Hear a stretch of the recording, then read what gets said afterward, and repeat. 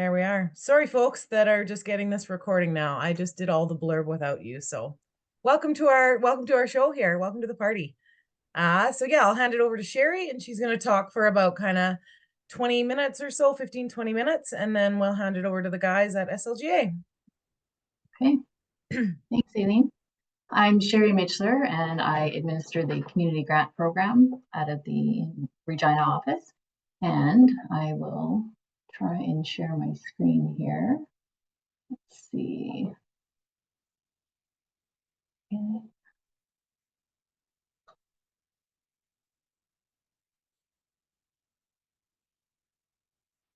And let me know if you can see that. Perfect. Okay. Okay, so this, it will be just a general orientation on how we distribute the funds to eligible organizations through the trust fund, and more specifically on the community grant program. So it's meant to be fairly informal, so feel free to stop and ask me any questions that you have throughout as I'm going through it.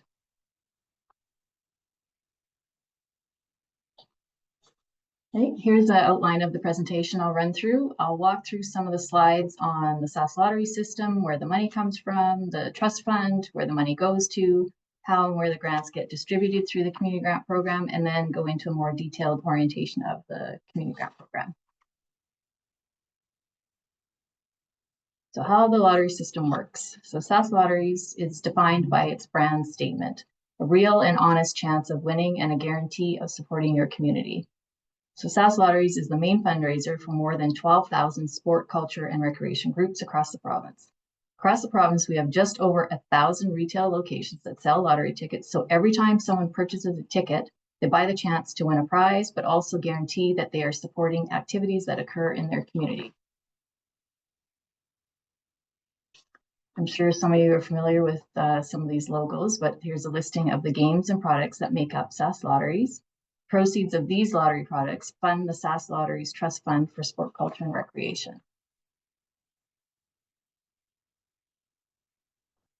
Now, we talked a little bit about the lottery fundraising or fundraises money for the sport, culture, and recreation sectors in Saskatchewan. I'll build a little bit on that by talking about the SaskLotteries Trust Fund and provide more detail about the process of distributing that money to eligible organizations across the province. This slide shows you what takes place with the lottery dollars once they are received. The final allocation varies slightly year to year, but as you can see this past year, 53% went back to players through prizes, 6% went to retailers, 8% went to the WCLC ticket printing and operating expenses, 2% to the provincial administration, 5% to provincial license fee and federal governments, which leaves 26%, approximately 60 to 70 million a year, that's allocated to the SaskLotteries Trust Fund for granting.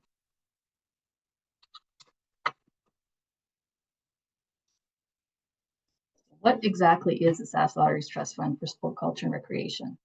As you can see on this slide, Sasksport manages and administers SaskLotteries through a license agreement with the Government of Saskatchewan. The current 6-year license is in place until March 31st, 2029.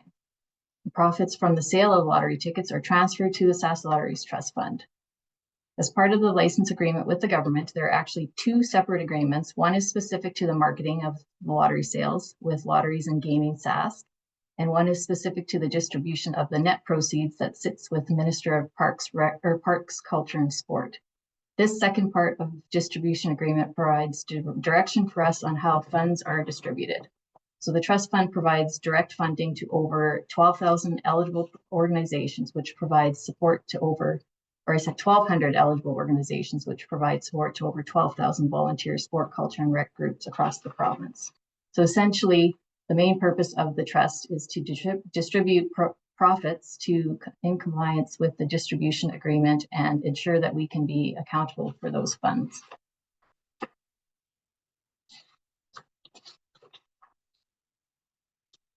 So here are a few more bullets, which we'll also talk about on the next slide. But a few things to note here are that all grants approved through the trust are done using volunteer adjudication committees from the 3 sectors, and that only organizations on the minister's eligibility list are able to apply and receive direct funding from the trust. And if the lottery ticket sales increase, the eligible organizations are the direct beneficiaries. So this slide here, titled Who Benefits from SaskLotteries, builds off the previous few slides and does a good job in one graphic showing how the money flows into and out of the trust. In this graphic, you can see in the middle, we have the lottery proceeds, which for this means sales minus the WCLC expenses. These proceeds come into the trust fund. From there, we pay a variety of contractual obligations, which are written into the lottery license. These include the license fee and payments to participating nonprofit community groups and exhibition associations to recognize their previous roles in the lottery delivery in the province. After those payments are made from the proceeds, the remaining funds are allocated to the three sections of the trust. So the 26% from the previous slide, with 50% going to sport, 35% to culture, and 15% to recreation, which is outlined in the top half on the right there. In addition to sector-specific funding, the three sections have a variety of shared beneficiary groups or programs, which they contribute to. In the bottom section of the graphic, you can see the various programs and how much each section contributes to those different grants, and the community grant program is one of those programs.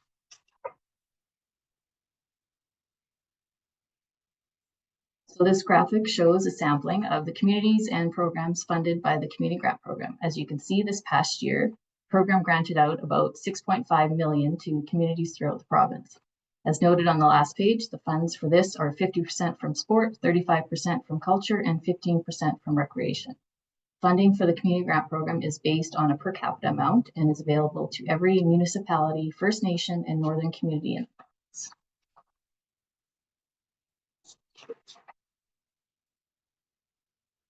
So the community grant program assists in the development of sport, culture, and recreation programs with funding for volunteer-led nonprofit community organizations.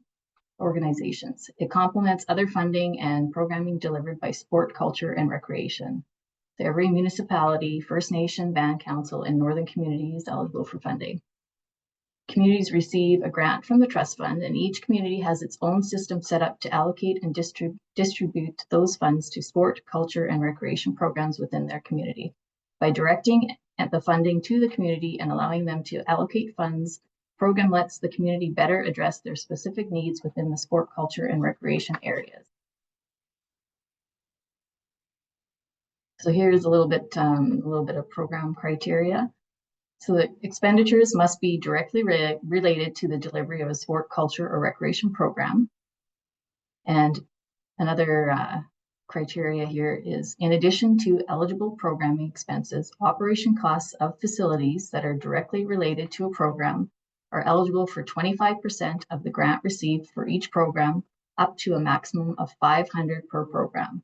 Communities receiving a grant of $2,000 or less will not be limited to this 25% of the grant for operational costs of facilities. But if needed, the entire grant can be used for these expenses only for the communities that are under $2,000. But however, non-operational program costs are encouraged to enhance programming. So I'll go over that again, because a lot of the communities kind of have some trouble with this criteria with the operational costs. So in addition to is the key word here. If groups are sending in operational costs, they need to send in other eligible programming expenses before those operational costs will be accepted. Also, operation costs of facilities that are directly related to a sport, culture, or recreation program are eligible at 25% of the grant received for the project, not 25% of the operation costs. So for example, if a group received like $1,000 for their project, then they can only use $250 worth of operational costs. Anyone have any questions on the operational costs?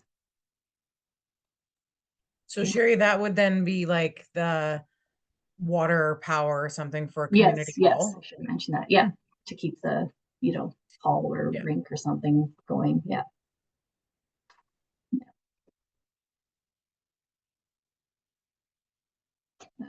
Communities receiving a grant of more than $2,000 are required to identify in the follow-up report that a minimum of 30% of the grant was used to support programs directed at underrepresented populations. So such as like seniors, economically disadvantaged, persons with a disability, women, etc., stuff like that.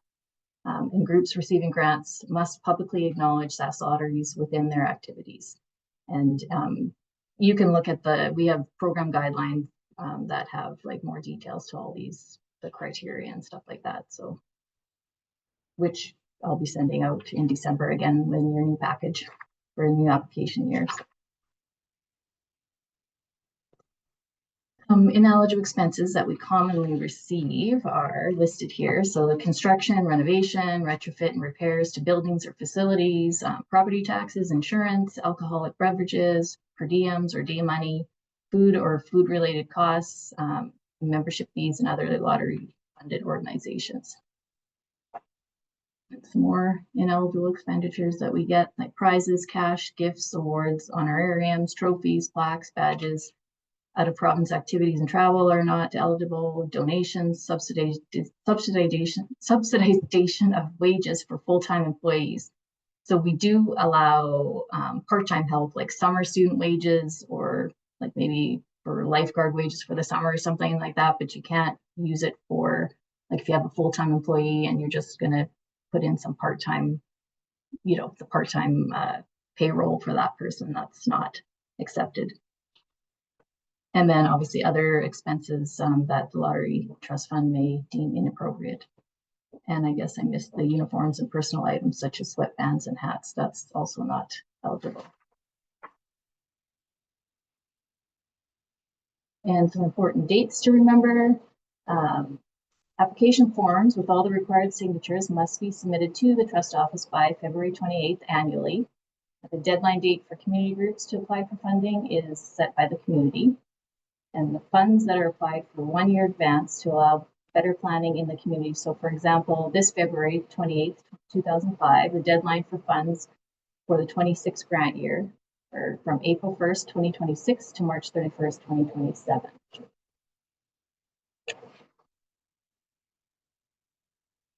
And the April 1st to March 31st is the grant period. It's the same every year. The grant number indicates what year it's associated with. So for example, CG 24 is for April 1st, 2024 to March 31st, 2025 grant year. And CG 25 is for April 1st, 2025 to March 31st, 2026 grant year, and so on. And then the funding must be spent within the appropriate grant period that you're following up for. The funds can't be carried into another grant period. Some more important dates. The fall reports are due June 30th every year and must include a follow-up summary form signed by an authorized officer of the community. It must include project report forms for each project funded with receipts verifying eligible expenditures attached to each project form. Late follow-ups are considered outstanding and will be marked or flagged. Funding may be jeopardized after repeated late follow-up reports. If grants remain outstanding after December 31st, it's considered unresolved and the following year's grant will be canceled.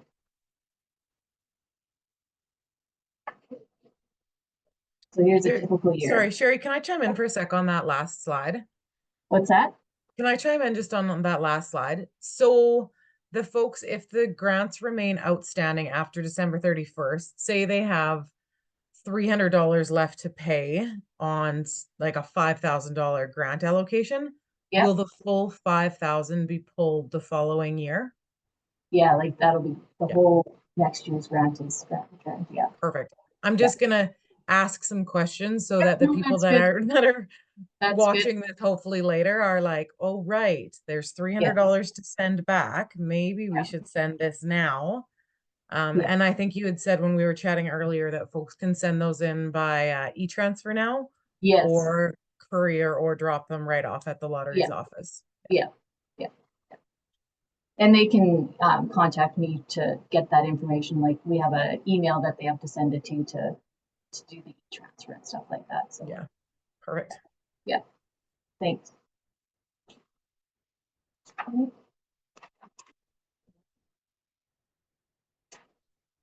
Okay, and so December, the application package will be mailed to each community in December. Although this December, not sure with the Canada Post strike if we'll be able to do that. So if not, we're looking at probably emailing every community. So hopefully the strike is over soon. If not, we'll be emailing everything out to everybody. So. And February 28th, the application forms must be returned to the trust office by this time with all the required signatures and allocations if applicable. And April 1st, the grant year begins. Communities decide when and how to distribute the funds to the community groups. This process can be completed by this time since the approved amount for this year was communicated last April. Funding will be received after successful follow-up of previous year's grant.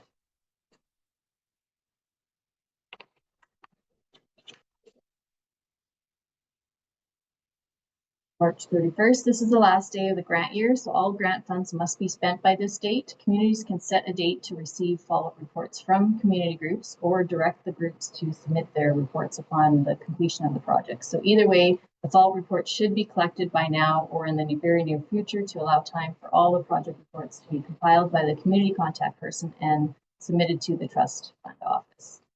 And then June 30th, the follow-up reports must be submitted to the trust fund by June 30th, and they can be submitted earlier if possible. I mean, if you're done your follow-up on all your, you have all your projects in and everything, you can send it. Some groups are already followed up already for their 24-25 year. They've already spent, done, you know, so it's good. And this is try to avoid this scenario. So December 31st, if a follow-up has not been completed satisfactorily by this date, the next year's unpaid grant is canceled and will not be reinstated. Here's a little hint. We honor the June 30th follow-up deadline. Funding can be received sooner, and if the follow-up report is submitted on time and there's a problem with it, such as some expenses were not eligible or not enough receipts were submitted, there is some time to rectify the problem without penalty. If the follow-up is not submitted until after December and there's a problem, it likely won't be rectified in time and the next year's funds will be lost. So we don't want anyone to lose their next year's funding. So, and then I just have any questions. That's my spiel. Is there any other questions anybody has or can think of anything? Nothing. I mean, if anybody thinks of any questions later, they can contact me by email or phone. All the correspondence that you have from our office, my information's on there, and I'm sure Aileen, if you contact her, she knows my email and phone numbers and toll-free numbers and all that. So you can contact me with any questions. And throughout the year, not just now after this, like when you're going through your follow-up or even application time and you have some questions, if you're getting some applications from some community groups and you're not quite sure if it's eligible, just even quick email or quick phone call and ask. I get that 20 times a day, so that's why, you know, just asking. It's better to ask, you know, and know if it's eligible than, you know, you wait in the end of the year and it comes into our office and then it's, you know, it's ineligible or something. So, and then you're scrambling, but yeah. So yeah. No, that's awesome. And I know some people get a little bit tied up because there are not technically 3 grants happening at the same time, but you're kind of spending the money for one. You've got the application starting in December here for the future year, and you're following up from last year. So if you've got 3 kind of those beautiful blue folders all stacked up with different colored highlighted covers, you're not alone. So just when we're working with communities, we like to tell people to make sure that you like take pictures of every receipt after you've hosted something, just so that you can easily keep track of things and keep track of which kind of grant year they're in. Yeah. Can you talk a little bit, Sherry, sorry, on that, on allocating, like I know lots of municipalities and RMs allocate their money to their neighboring communities. Can you share a bit on that, like how that allocation works? Yes. Like allocating population? Yeah. Yeah. So if a community RM, say for instance, wants to allocate some of their population to a neighboring community, they can do that. They either have to sign off on the community, like say they're giving some of their population to the town, and they would either have to sign off on the town's application to say how many, like what the population they're giving them. If they're going to give them 100 population, then they need to like actually sign their form and say we're giving them 100, and then that's fine. Then the actual town would send in their application. They don't have, the RM wouldn't have to send in an application unless, of course, they're keeping some for themselves. then they would have to change their application to say, you know, the 100 minus, like if they gave 100 away, they would minus that off and say, we're keeping, you know, the rest for ourselves and send that in. But if they are giving all their allocation or all their population away, they do not have to send in an application. And another way they can do it, and we get them a lot, is the RM or whoever's doing the allocating can also send a letter to say that they are allocating so and so much population, and they sign the letter, and they can either give it to the, we get a lot of letters just sent to us, emailed or faxed, but they can send it to the person they're out, or the community that they're allocating to. Does that make sense? I don't know. Yeah, no, I just, because that's a question that comes to us a bit, is like, how do we allocate our How do we population? allocate? Okay. Yeah, because they will, like everybody that is eligible to apply will get an application, but it doesn't mean they have to apply. They can allocate it, or, you know, but if they are keeping some for themselves, they do need to apply as well. So yeah. And I think the better way or the easier way to go is with a letter when it is to multiple centers kind of thing. So they might be allocating to 5 different surrounding communities, and then their population is diminished, right? So yeah. I like and the letter part myself. Yeah, and that's easier because they usually have one letter and everybody's listed on there, and then it just comes to us, and we just put it to the right community or whatever. Yeah, it's mostly letters. We get a few signing the applications, but yeah, mostly letters. So that's a little bit easier. Yeah. Perfect. Yeah, and then the other thing I guess would be, and Sherry mentioned this, just double check that ineligible expenses list. We cannot fund, or SaskLotteries is not going to fund your new playground. Anything that's cemented in, any kind of big capital expenses, you've got to use different funding. I think that the emphasis on programming with this grant is really, really great, because then it gets communities active and engaged and kind of doing stuff together, not just, I don't want to say not just, but like popping up a playground or something different like that. There definitely, all those facilities are needed, but I really like the emphasis on programs and actions and initiatives to get people together doing stuff. Keyword programming. And we do allow like playground equipment. I don't know if we do allow that, like, because it's, you know, recreation and in the community. But yes, the keyword is like programming. It needs to be a sport, culture, recreation programming. It can't just be, so sometimes we get a lot of, I want to say, beautification. That's an example, like for the community, where they're just putting flowers around town and the town person is just watering them, and, you know, they just want the town to look beautiful with flowers or something. That's not a program. But if you do have, like, say you have a group of volunteers going around and they're planting these flowers and they're watering them and doing stuff like that, that would be okay with some of the expenses there, but not just to, you know, beautify the town kind of thing. So it needs to be an actual program, sport, culture, recreation program. Yeah. Awesome. Well, thank you for that. And then following the presentation too, I will share the slides from both Sherry's and from the SLGA as well. So if you had more questions on that, we can also review there. Perfect. Okay. So no other questions. I will try and stop sharing my screen. I guess I have one question. If one of the groups in your community like disbands for the year, are you able to reallocate that to another group? Like, is like a whole community is dissolving? Is that what you're saying? No, like I'll give you an example, because we have had a group in our community disband. Our dance club was sold to a private club, and normally they would get funding from us, but they disbanded in April. So are we able to reallocate that to another group? Yes. Yeah, you can. Okay. Yeah. Cool. Yeah. No, thank you. That's fine. Yeah, happens all the time, right? Yeah.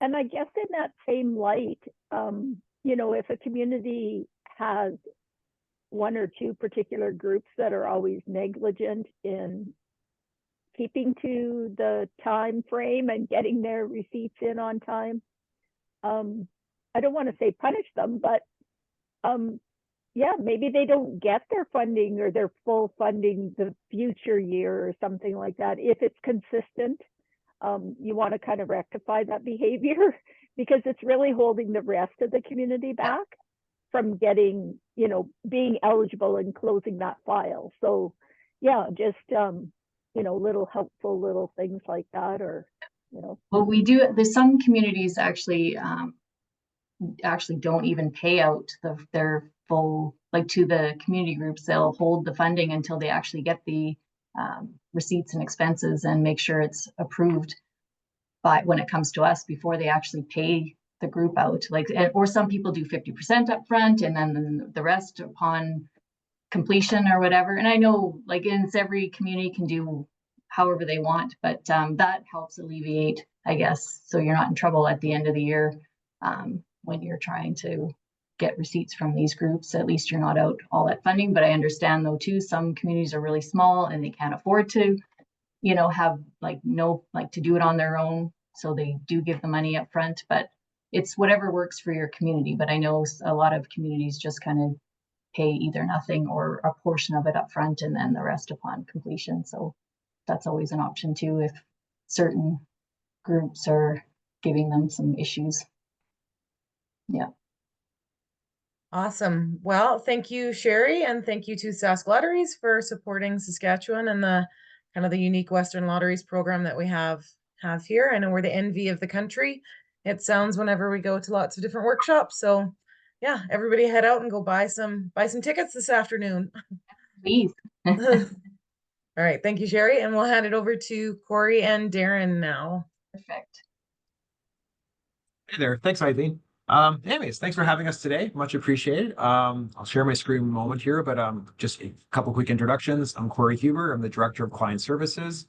Also joining me is Darren Hibner. He's the Manager of the Grants and Regulatory Engagement side here at SLGA. Just give you a little bit of overview. So this is obviously about charitable gaming licenses. So these are about your raffles, your bingos, Texas Hold'em poker tournaments, things like that. Basically anything involving gaming that requires a license through the Criminal Code of Canada. Come to SLJ, you get a license. So basically, just to give you a bit of background, we have two areas at SLGA that covers charitable gaming. So when you submit your application, it goes to basically our gaming branch that will review the organization's eligibility, the rules of play, all that kind of stuff involved with your gaming license. Once that license is approved and you guys run your raffle, whether it's a 1-day raffle, 6 months, whatever the case is, run your bingo event, one of the terms and conditions that you submit your financial report back to SLJ, and that's where the grant kicks in. So basically, that's where Darren and I kind of work. Basically, we kind of overview the charitable gaming grant program. So that's basically this whole separate area. So within the presentation, when I was kind of talking to Aileen about this, I kind of built in a few slides about the charitable gaming eligibility applications. So just full disclosure, Darren and I are not experts in that area. That's another branch basically. So we know enough to be dangerous, but if we get stumped by any means, we'll happily take down your questions on something like that and get back to you. And then we'll focus more on the middle part, which is the grant program, the financial reporting and such like that. We'll kind of go through that a bit more there. And we've hopefully left enough time with some questions at the end. Same time too, like we were saying before, we're very informal, so feel free to hop in anytime with questions and we'll kind of go from there. All right, so I'm just gonna try the sharing screen here.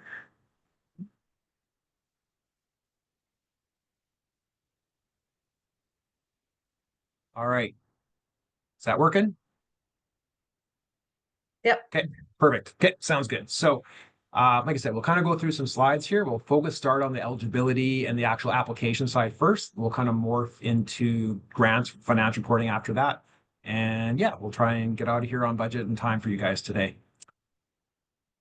Alrighty, there we go. So like I mentioned, we'll talk about charitable gaming, the financial reports. Financial reports drive the grant program and questions. Very straightforward. So obviously we're going to focus a lot on raffles. Many years ago, things were split between raffles and bingos fairly equally. The world has changed dramatically. Bingos are a little bit on the downside and raffles have beyond exploded the last X amount of years. So a lot of what we'll refer today are about raffles, but they will probably apply to bingos, break open tickets, Texas Hold'em poker tournaments and such like that. Those numbers are just way smaller than raffles. All right, so the general question that Stacy Yano, who oversees the charitable gaming application area, is basically who's eligible for a charitable gaming license. So this is their kind of stock answer about any charitable religious organization. They can apply for a charitable gaming license. The whole thing is basically what are the group's charitable purposes and what is that group going to use those proceeds for?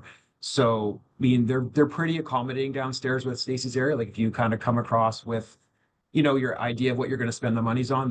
If it doesn't fit perfectly, they'll help you find a way to make it work. One of the main things is like adult sports is always kind of a no-go. Like, my tennis club, my tennis men's league's not eligible for a charitable gaming license, but I guarantee our junior program would be eligible. Anything focusing on kids, education, sports, religion, such like that. So one thing they always can get kind of asked is what is a true charitable gaming license? When is it required? So there's kind of three key areas. So there's one is always basically chance. Let's minimize this here. So there's chance. When there's consideration, and when there's an actual prize formulated. So the gaming license is basically required anytime an individual's purchasing a chance to win a prize. And basically the word chance is basically the chances that everyone has the exact same odds as everyone else. So things like games of skill, things like that, basically those don't meet the required amounts of chance because there are definitely advantages. So in terms of throwing hockey pucks onto an ice, obviously somebody who's got a good arm is better than a blind 95-year-old lady. It's kind of what we always kind of use as the example in terms of what's the exact odds. And consideration is the money or another value that's paid to secure a chance to win. And then that's it there. The gaming license is required anytime somebody's purchasing a chance to win a prize. So when applications are kind of coming in, this varies a little bit based on the organization. But typically, if you're a brand new organization, you've never come to SLGA before for a gaming license, you'll need to provide some kind of information to kind of state your charitable object and purpose. So some of the stuff that the gaming application area could ask for would be your articles of incorporation, the Constitution, your bylaws, and then minutes. Say you're a brand new-ish organization, pardon me. So meetings from your formation meeting. And then possibly if you have them, current financial statements. So groups that are brand new, basically, they try to request that you guys have been in existence for 6 months. You have a bit of background, you've done some time with your programming, such like that, and have an active operating program services that are currently active or are planned to do so. So basically, once you submit those your first time, unless things basically dramatically change, you're not going to have to submit all that stuff every single time. Some organizations come to us, they run one raffle a year, they run it every October, easy peasy, copy paste year after year. Other organizations are much more active. They may run a certain license 3-4 times a year. So if they're providing all that information on the previous slide first time, they're not going to submit that every time thereafter. So the only time they would have to submit revised documentation if something's changed significantly within your group or the documentation itself has been updated. Obviously, throughout the years, we've tried to get everything online. Back in the day, applications would come in fast and furious by mail, by fax, you name it, basically. So thankfully, we've kind of got with the times the last decade or so, which obviously with the mail strike right now, we're very glad. So this is kind of a quick overview on how you can apply for your gaming applications. Basically, just go on to sljas.com's website. And then the top right corner, there's a little thing called sign in and register, just like you would for your Amazon, anything like that at all. If it's your very first time, you put your email address and a password. You click on that little circle thing at the bottom, which is register a new account. Enter your name, email address, et cetera, et cetera. And once you've entered all that information, you'll click on the register button. You should get an email very much right after asking, just like any new account you create, that a confirmation email has been sent to your email account. Open the confirmation email, click on the confirm registration. You should receive a message saying you're good to go. So receive a message advising that confirmation emails were sent. And yeah, all that there. So then once you've logged in, you can just kind of go to this area here, apply for permit, license, registration, apply now. So even though we're talking about obviously charitable gaming licenses like raffles and stuff like that, if your organization was going to have a special occasion permit, you're going to sell alcohol in a public location for like a one-night event, a fundraising event, you would still go to the exact same spot there, and you could apply for your SOP online as well. That same process is for all the same. So this is kind of Stacy's area overviews all the incoming applications. So they have a generic email address for all inquiries, which is charitable_inquiries. They have a handful of teams of special charitable gaming licensing specialists. So you can always reach out to them at that 1-800 number, or they all have that shared email account as well. So they all can get access to incoming inquiries. So makes it easier for getting a hold of them. One thing they'll ask for is possibly, depending on the size of your raffles, is what's called the rules of play. If it's typically a small raffle is basically raffles that are under $2,500 in prizes. You won't need to provide a rules of play. Rules of play come into play, no pun intended, when the prizes are over 2,500. So your bigger players, like your Stars Home Lotteries, your things that might be outside the scope of this meeting today, but some organizations do try, like the Chase the Ace and such like that. So what larger prizes will have a rules of play required. So they're required to establish the play governing the rules of conduct of the raffle. They ensure that all participants clearly understand the rules of the game that's being played at that time. So here's some examples of what's in the rules of play. So they vary by raffle to raffle, but basically if there's any, these are examples. So if there's any age limit with the number of tickets, purchase of tickets, some organizations will sell to 15-year-olds, 16-year-olds. Some groups don't want to do that, but it could be in the rules of play. Where is the exact location of the draw? A lot of people buying tickets, especially in smaller communities, want to be present at the draw. So they want to know exactly, is it at the town rink, the community hall, et cetera, et cetera.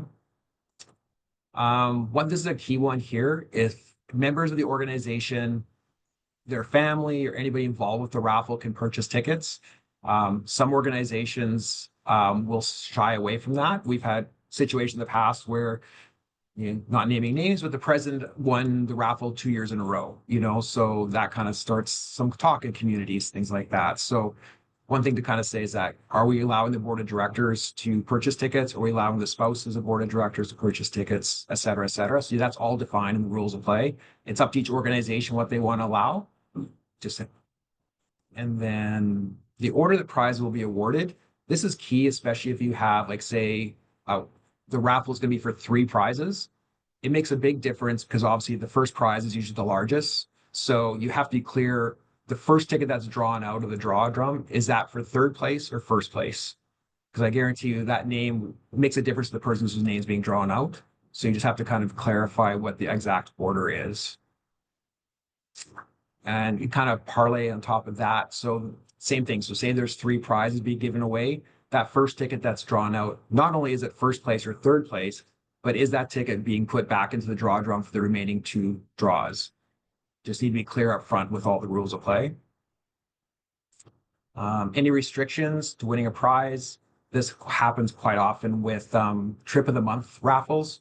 So I can win a raffle. The prize for December is a trip to Vegas. When do I have to take that trip by? And then same thing with, say, trip of the month is a good example. Do I take the trip to Vegas for $2,000, or do I say, I've been to Vegas too many times, I'll take the $1,000 alternative? So these are all things that vary raffle by raffle. Again, these are only for raffles over $2,500 in prizes, but these are all kind of examples of what's usually asked for in the rules of play. Does that make sense? I'm going quite quickly because I know you guys are on time crunch, but is there any questions with that? I think I would just chime in on that, like the who can apply for these. And we had a little chat earlier about this, Corey and I, about all the kind of the minor sports teams and the minor hockey teams and stuff like that that are applying for their 50-50s and their kind of board draws and stuff like that. So yeah, it doesn't Liquor need to be baskets, yeah. it doesn't need to be a rec board that's necessarily applying for all of the grants. It can, or applying for the permits. It can be the individual teams as long as they're for those minor sports teams. Yes, a lot of what we do get like some situations where, say, Hockey Association of Regina, they might do some fundraising on their own, but then the teams within that said association would also apply for their licenses as well.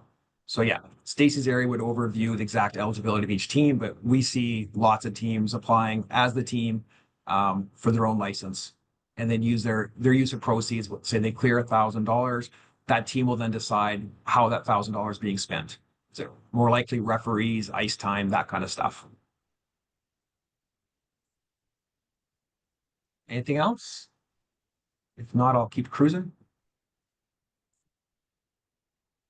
Yeah, so anyways, detailed information. If people want a little bit more detail than the couple bullet points that were here, they're all on basically page 8 of the raffle terms and conditions. And again, these are only for the ones that are over $2,500. The majority of raffles in the province of Saskatchewan are under $2,500. So this is just for the larger ones. Record keeping, important part because this plays into the grant program, which we'll get to. So your organization's lottery bank account is restricted to only proceeds earned through charitable giving fundraising. So again, we should probably back up. So small raffles is kind of what I think you guys are focusing on here. Some people might have a regular raffle, things over 2,500. But if you have a small raffle, do not need a special bank account for that. All your gaming funds can go into your organization's general account. When you go into your lottery bank account, which that's required only if you're doing the regular raffles, your large raffles, prizes over $2,500.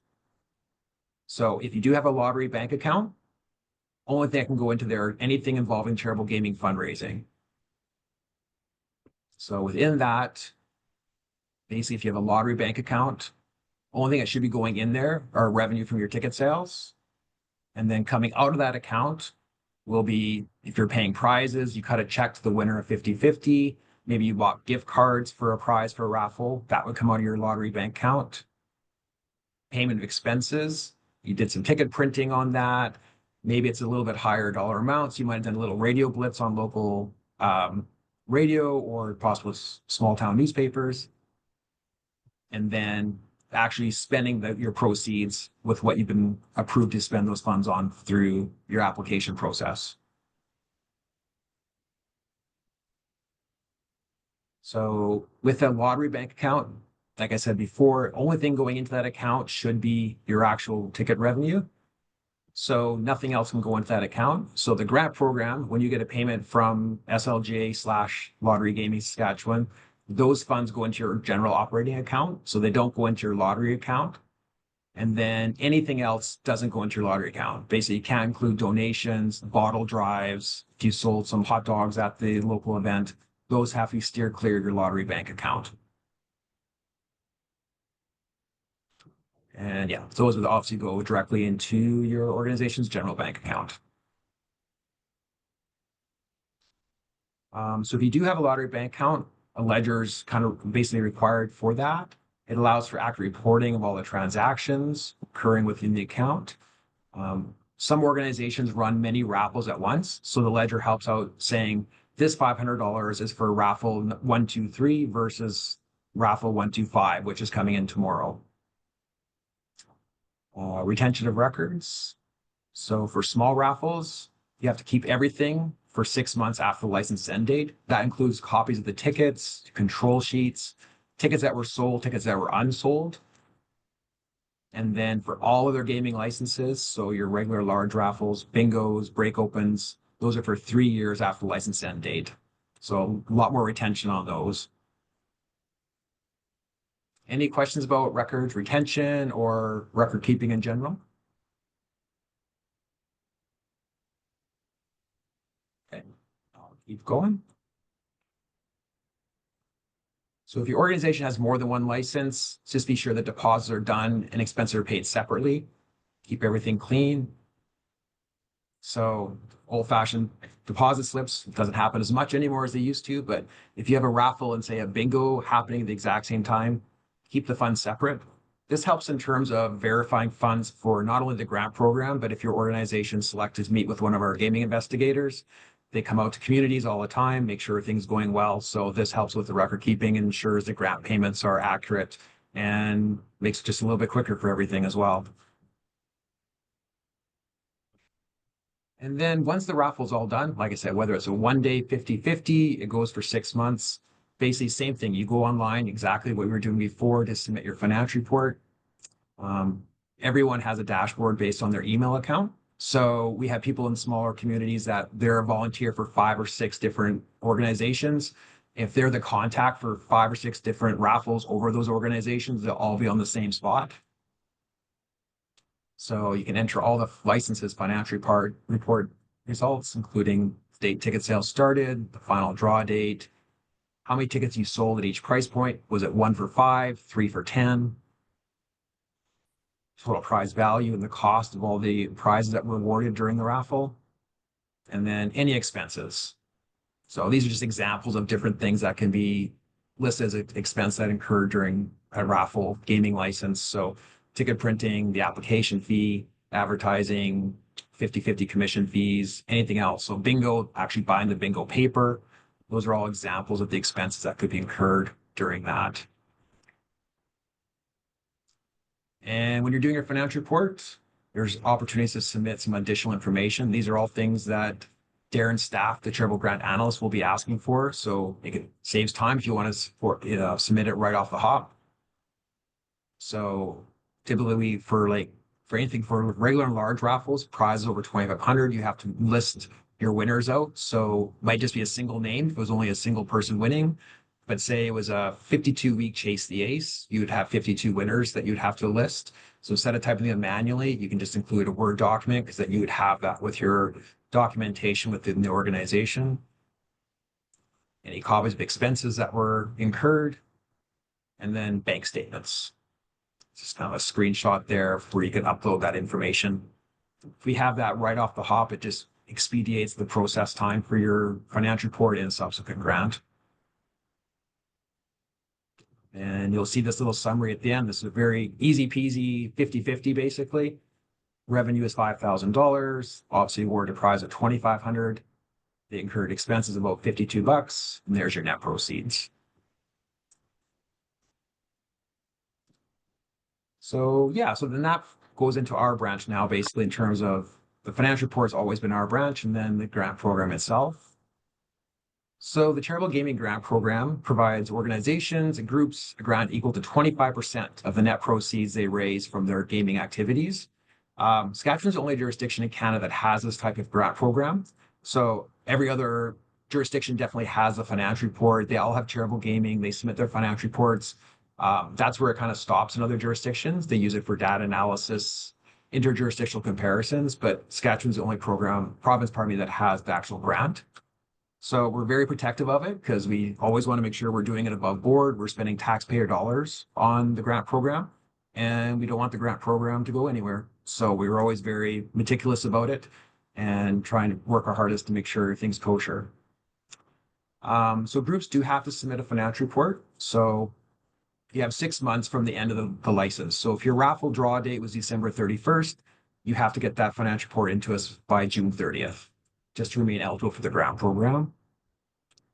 And the other caveat with that is organization must be in good standing with us.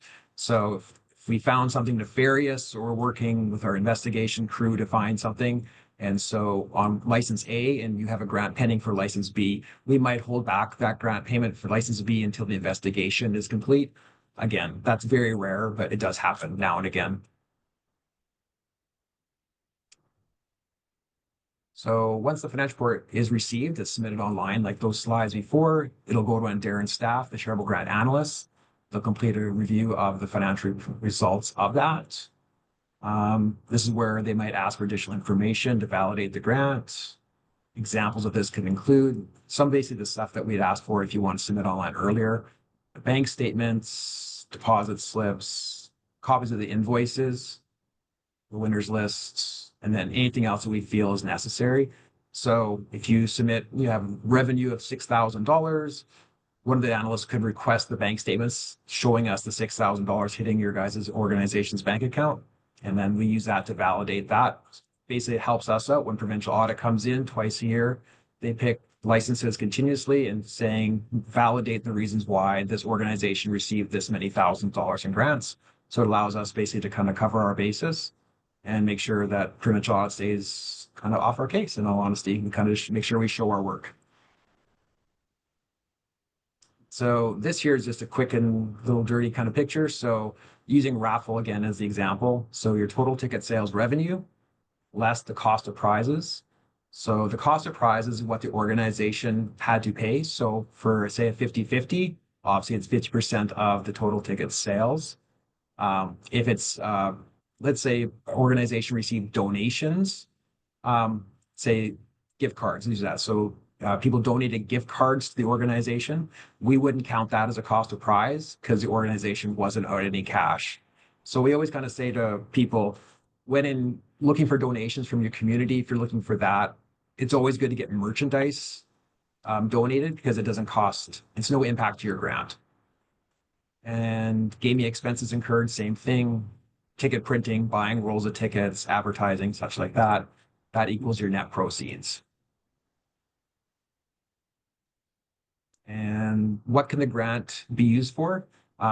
Basically, the grant goes back to you guys via check. It goes into your general bank account, and it's up to your organization to determine how best to use those funds. SLGA doesn't require any reports back about how you spent the grant. That's entirely up to you. We always hope you use it for the betterment of your programs and services.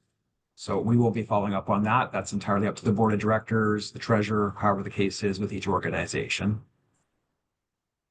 How long does it take to receive the grant? So basically, once it goes through the review approval process, we get all the supporting documentations. We do our best to get them out as soon as we can.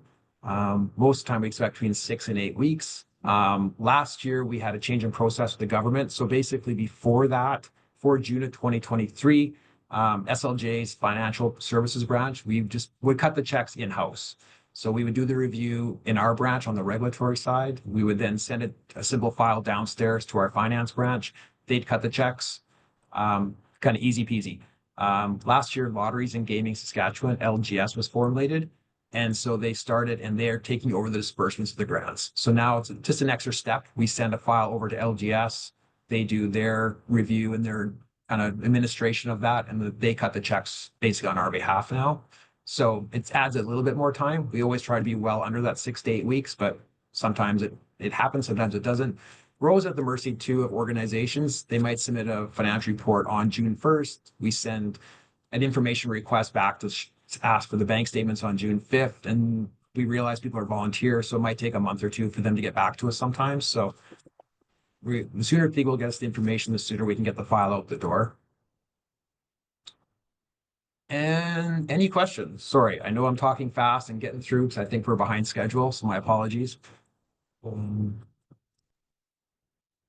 Yeah, again, no worries at all.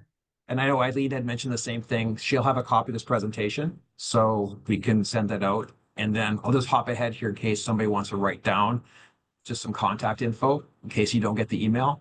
So if you have anything about the application process, eligibility, such like that, there's a phone numbers there, toll free in Regina, as well as the email account for that. And then Corey, I'm not sure if you have access to the chat, but there's a question Okay, saying... I can take a look there. Sorry. Yep, no, just there we go. popped up. Yep. Yep, there we go. Okay, yes. So no, there's no separate application for the grant. Basically, you submitting the financial report online, that's considered, it's kind of a twofer. It meets the terms and conditions of your license because you have to submit a financial report. So that checks off the box from Stacy's area. And then we also just take that financial report, we use that as your application. So there's no separate amount. It's basically done on a license by license basis. So no, your financial report kind of covers both stones there.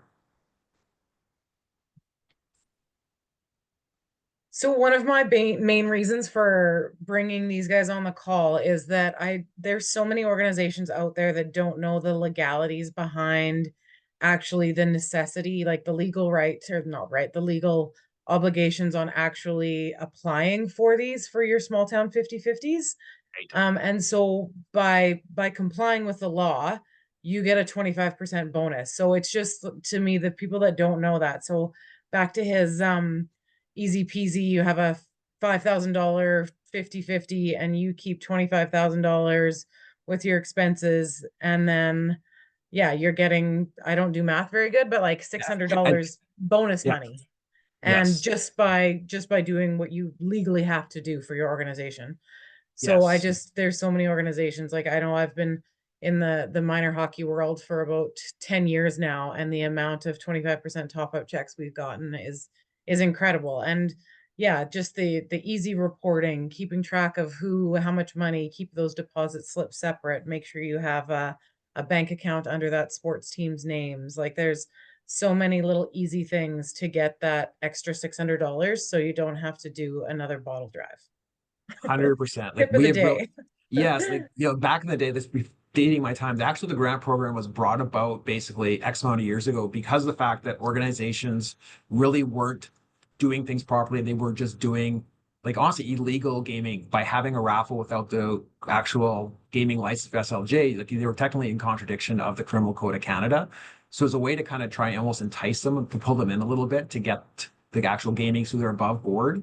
And then here's a bonus on top of that in terms of do everything right, dot your I's, cross your T's, and you actually become eligible for the grant program, and we'll basically give you some funds with that as well. Like, I mean, I've been the same way. I've been to so many different fundraising nights between my niece's soccer and different events, and they come around and, like, trying to have a 50-50, and, like, they don't even have the license, which A, is illegal. So they're putting themselves in a bad place. Because it has happened in small towns where they go around trying to sell tickets at a local event in a small town.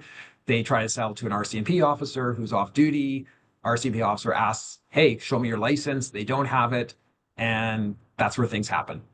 So it's always just best spend the few moments online, get the application, do it above board, keep your records, and it pays off dividends, like, across the board, honestly. And yeah, raffles have exploded throughout the year. So I think that's why you're seeing so many different groups coming to us. I can't remember the number from last year, the 23-24 fiscal year, but I want to say it was like 2,400 groups got small raffles from us. Like, it was comical. Like, it just exploded over the last few years. So there's a lot of money out there, basically, and do everything proper across the board. Happily work with you guys, and yeah, get some fundraising initiatives for you. On the screen there is my contact information as well as Darren's. And then we also just have direct line, same thing. We have a direct line that can come through to our front desk that'll kind of get to our two charitable grant analysts. And then there's a shared email account, that same thing. You can just fire it off to them. Stephanie, did you have something to chime in on? Yeah, I just have a couple questions. So Sure. it's actually the group that would be spelling out who can buy, say, like a 50-50 raffle ticket. The like, rules of so play? yeah, like a minor could then, in essence. Yes. Okay. Yes. And so is that something that they should have posted at the time so that Yes. others are not questioning the validity of a minor gambling? 100%. Yeah. Okay. So when you submit, so for that situation, when you submit your application for a raffle, you'll submit, like, basically what's called a rules of play. It might even be a first draft, and so then you'll work with the licensing specialist before your license is approved. The two of you will come to basically an approved rules of play. And it's up to you guys if you want to have that directly in there or not about minors, because yeah, I'm sure there's some concern from some stakeholders about that. So if you as an organization land on that, and then depending on the raffle, if that's approved by the licensing specialist, then you're good to go. Yeah, and ideally it would be best if you're selling tickets continuously to have a printed copy of that up. It's kind of like when you have a liquor permit, it's always nice to have the liquor permit up so you have all the rules and everything right then and there. And in that situation, I think it just probably make your life easier for your ticket sellers. And you just have that up, and people can refer to that, and you're good to go. As long as that rules of play is approved by SLGA, whatever you guys land on between yourself and your specialist, you'd be fine. Yep. Okay. And for an organization that has repeatedly applied, what is the time frame from applying for a new raffle? how much time do you need?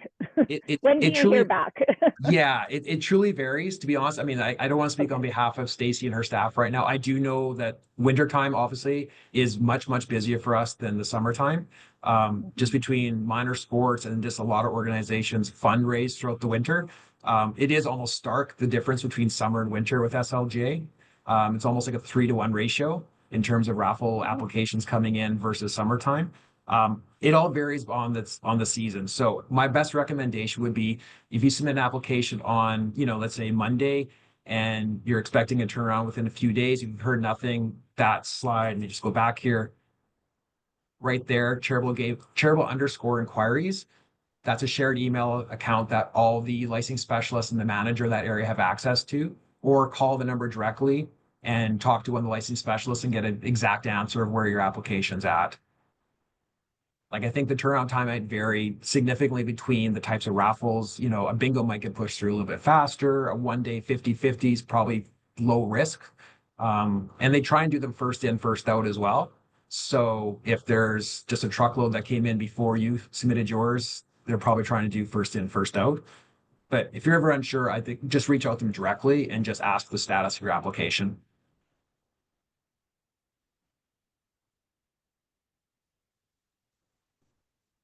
Awesome. Well, thank you for Anything else, that. folks? Yeah. If there's no more questions, feel free to pop off the call, but also I did make up a couple slides just with some fundraising ideas that I've seen kind of across the district, cruising people's Facebook pages and seeing some of those. So if you do have to run, by all means, pop off. And thank you again to SLGA for that, for aside from SaskLotteries, for the second easiest money to get in Saskatchewan. It's really incredible, like how much your 50-50 can just like jump with that little top up. And yeah, it shocks me when people don't know that. I think it should be in like hockey manager manuals and stuff like that. But Exactly. No, thanks for having us. This is great to get out here. And again, if you guys have an epiphany 20 minutes or 2 days later, please let us know. Reach out anytime. And I'm happy to play middleman for SLJ. So if it's you're not sure the right area of SLJ, happy to start with me, and I'll get the right person, get back to you for sure. perfect. You're the new go-to guy for us. I say that begrudgingly, but I might reach. No, it's all good. Happy to play middleman. Easy. So, all right. Well, thanks for having us today. Much appreciated. Perfect. All Thank you, right. Darren. Thank you. Take care. Thanks, guys. See ya.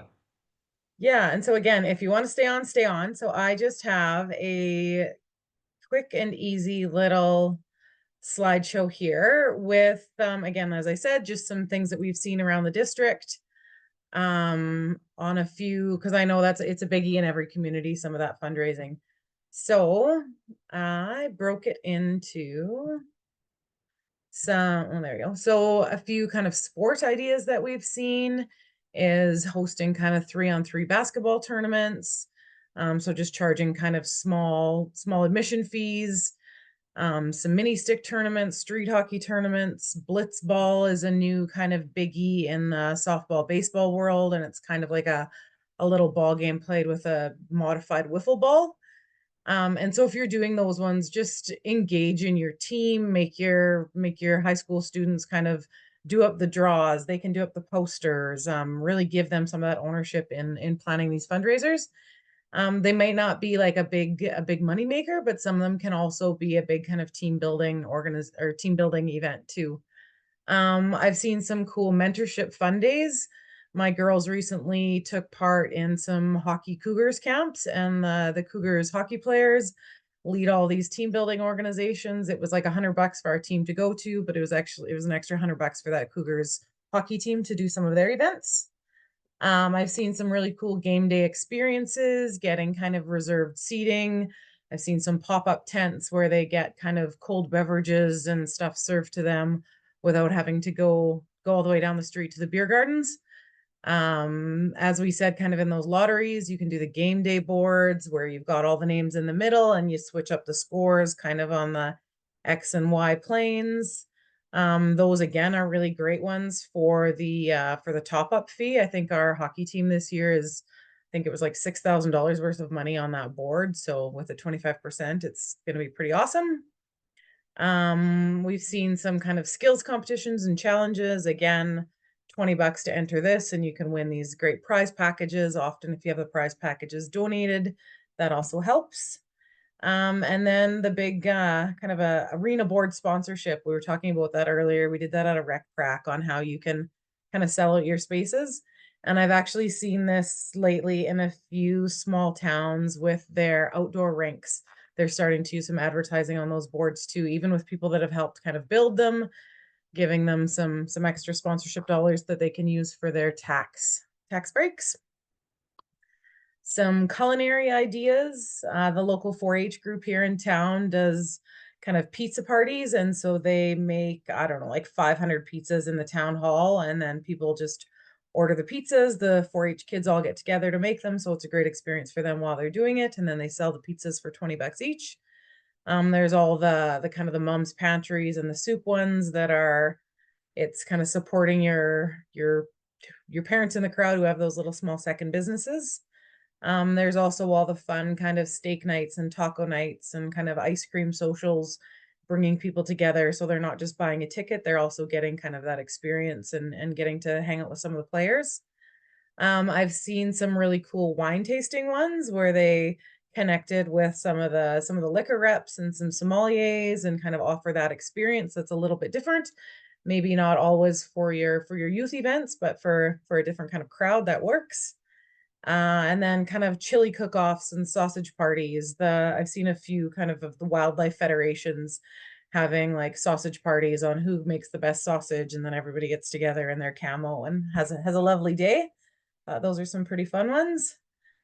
Some of these community, I live right near Lumsden, so we do the old classic Lumsden Duck Derby, where we dump all these little mini yellow ducks down the river and race them. And that is a major fundraiser for our rink in town. I think it's actually the only thing that keeps it going. Who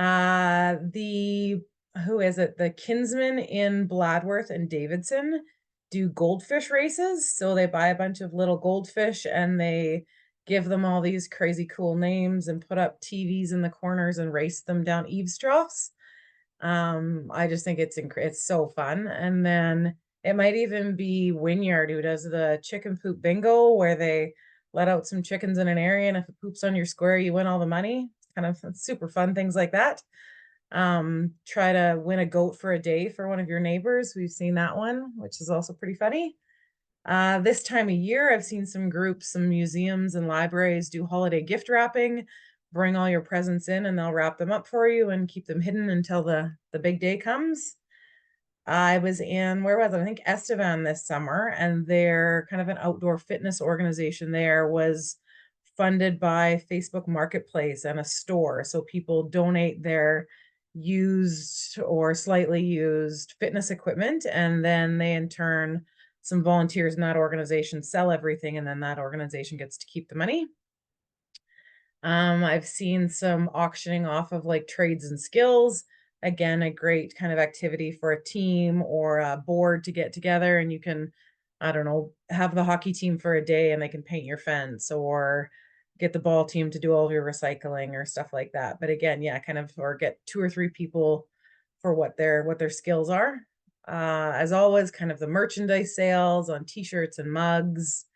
We said those 50/50s and silent auctions. Chase the Ace is a massive one. Again, in Lumsden, I think the final draw last week was for like $36,000. And then again, it gets that 25% top up, which is a massive fundraiser for the Lions Club there. Naming rights. We've seen these on kind of score clocks, but also kind of shift a little bit and think how you can use them in other spaces, on maybe benches in the community, or yeah, just a number of different things, planters, pots. There's always memberships. You can charge slight memberships for things. That's always an easy way to get some money. And then just, I would make Catherine chime in, but I think we're running short on time, but on all the benefits of those memberships, like what you get from having that membership, how it's gonna kind of one up you in the community being a part of that group. Again, some experiences. It's always, these ones cost a little bit more to kind of put together, but often they have that bigger outcome, bringing in comedians or musicians or hypnotists. I've seen kind of our museums community really get amazing at doing scavenger hunts and escape rooms. Yeah, I think it's on the next one, but yeah, there's even one where it's like a night at the museum and they like have like a haunted house tour and you like sleep in the museum, and I don't know, just some really cool things that are happening out there. Um, Exclusive exhibit previews. Maybe you've got like a new book or a new something in your museum or your library or your gallery, kind of have, maybe that's your night where you bring in the wine sommeliers and they get to kind of tour the museum, have an experience that way. Those ghost stories and sleepovers, that may have even been with Catherine in Outlook, but I think she's keeping her camera off because things aren't working on her end too. I've seen some neat adopt an artifact programs or a space in libraries, so you can put your name on that, kind of just to have that, you can adopt a star in the sky kind of thing, but make it a little bit more local for your community. Some libraries have been doing blind dates with a book, so they're taking kind of gifted books or books that are out of circulation, wrapping them up and giving a little kind of blurb on the back and selling it for kind of $5-10. So you get a book. I've seen some creative writing workshops. And there's my 50 fundraisers in 5 minutes. I don't know how many there were, but a pretty big list there. And again, if there's any questions on any of those fundraisers, please reach out to myself or Catherine. Stephanie is also on the call today. You can touch base with her. But yeah, we've seen some communities and raising money. It's amazing how people get together to make these things all come to fruition and get money for the little guys. Because sometimes it seems like there's grants if you're around certain industries or if you've got those businesses that are more apt to donate. But if you can kind of figure it out on the back end, there's some really great ideas out there that I might not know all the details on how to do it, but I could find the community that did. And as long as you're not the neighbor right next door, I'm sure they'd sell their little secret to you on how to host a great event. So is there any questions anybody had on any of those? I might be able to answer some of the questions on any of those fundraisers. I thought Catherine was coming on there for a second. We almost had her. No. Okay, well, yeah, thank you for joining us, and sorry I couldn't do the Facebook Live. It has kicked me out of all the Facebooks on all my devices today, so I guess I'll just have to be in the real world. So we'll see how we can make this come live. But thank you everybody for joining. Great sweater, Amanda. I always love the Christmas spirit. I've been wearing this thing for like a week. Keeps you cozy. It's built, it's worked in now. Right? I'm like, I gotta get in the Christmas spirit. I'm gonna wear this thing. Awesome. Well, I'm going to stop recording here. If I remember.